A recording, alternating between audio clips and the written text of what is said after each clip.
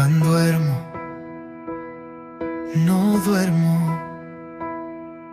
O cuerpo descansa en aguambra, pero Belún se levanta vestido en túnica sin nombre. Cruza o branquil do tiempo, como que marcha ta casa. No lle ningún sueño, lle retorno a un puesto.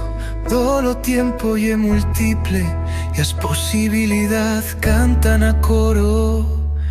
Allá, o viachero que soy sin saberlo, bebe das fuents do porvenir, conversa en a más alta nue y planta intencións, como simiens de luz. En a tierra toba do tot lle posible, cosa no lle azar, solo acuerdos no recordados, rayadas dun yo más antigo, más sabio, que trae dende o centro do velo o millor de tot. Ixo que sembré, si solo aprendo a escuitar sin ruido, cada pensada que cautivo lle una ofrenda, cada emoción un pauto siellato en lo invisible.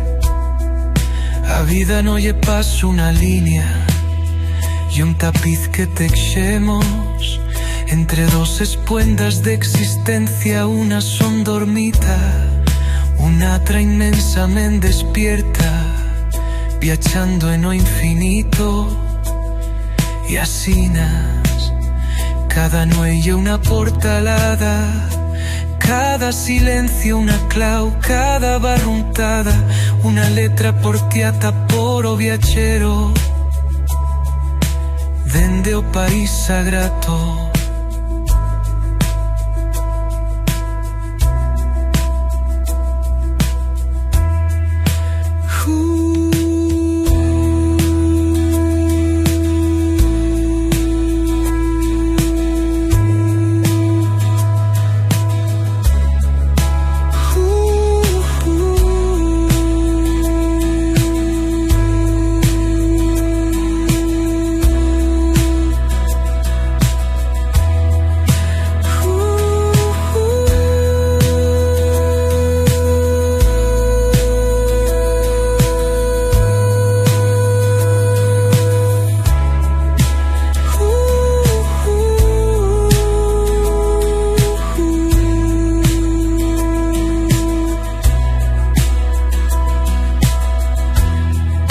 A vida no lle paso una línea y un tapiz que teixemos entre dos espuendas de existencia. Una son dormita, una atra inmensamente despierta, viachando en lo infinito.